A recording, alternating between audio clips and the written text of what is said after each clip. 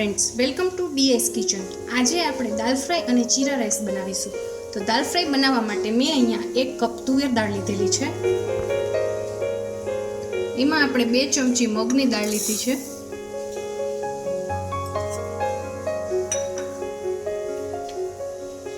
અડધો કપ ચણાની દાળને ગરમ પાણીમાં અડધી કલાક માટે પલાળી દીધી છે, એ આપણે ઉમેરીશું।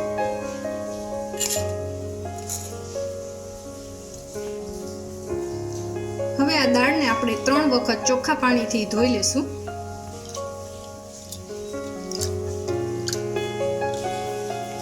આપણી બધી દાળ ધોવાઈને તૈયાર છે। હવે એમાં આપણે ચપટી હળદર ઉમેરીશું,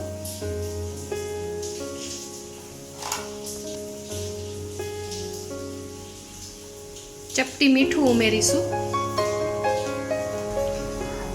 અને મીડિયમ ફ્લેમ ઉપર આપણે 4 થી 5 વિસલ વગાડી લેશું। આપણી દાળ બફાય છે ત્યાં સુધીમાં આપણે જીરા રાઈસની તૈયારી કરી લઈએ। તો જીરા રાઈસ બનાવવા માટે મેં અહીંયા 1 કપ બાસમતી ચોખા લીધેલા છે।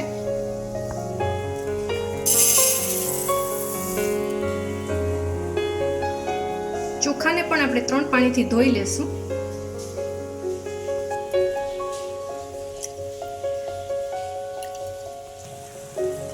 ભાત ઓસાવવા માટે આપણું પાણી ગરમ થઈ ગયું છે। એમાં આપણે 1 ચમચી મીઠું ઉમેરીશું। હવે એમાં આપણે ચોખા જે ધોયેલા છે તે ઉમેરી દઈશું।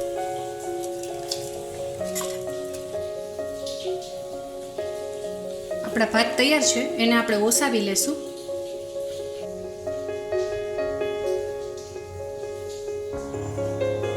હવે આપણે જીરા રાઈસના વઘાર માટે 2 ચમચી તેલને ગરમ કરવા મૂકીશું। તેલ ગરમ થઈ ગયું છે, એમાં આપણે 2 ચમચી જીરું ઉમેરીશું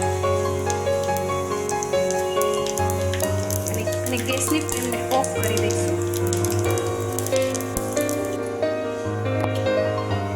જીરાનો વઘાર આપણે ભાતમાં ઉમેરીશું અને એને મિક્સ કરી લેશું। તો આપણા જીરા રાઈસ તૈયાર છે। આપણી દાળ બફાઈ ગઈ છે। હવે આપણે દાળના વઘાર માટે 2 ચમચા તેલ ગરમ મૂકેલું છે। તેલ ગરમ થઈ ગયું છે, એમાં આપણે 1 નાની ચમચી જીરું ઉમેરીશું, ચપટી હિંગ ઉમેરીશું, સૂકું મરચું ઉમેરીશું, 1 ચમચી આદુ મરચાંની પેસ્ટ ઉમેરીશું। જો તમે લસણ અને ડુંગળી પણ ઉપયોગમાં લેતા હોય તો આમાં લઈ શકો છો। મેં અત્યારે લસણ અને ડુંગળી સ્કીપ કરેલા છે।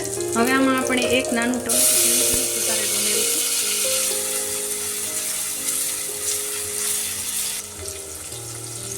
1 ચમચી મીઠું ઉમેરીશું,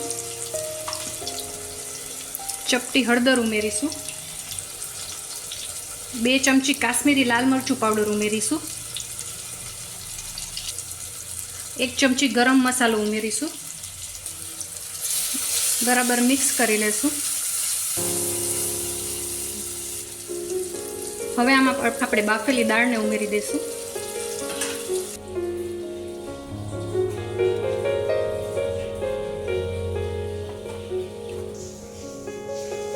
થોડી કસૂરી મેથીને હાથેથી મસળીને ઉમેરીશું।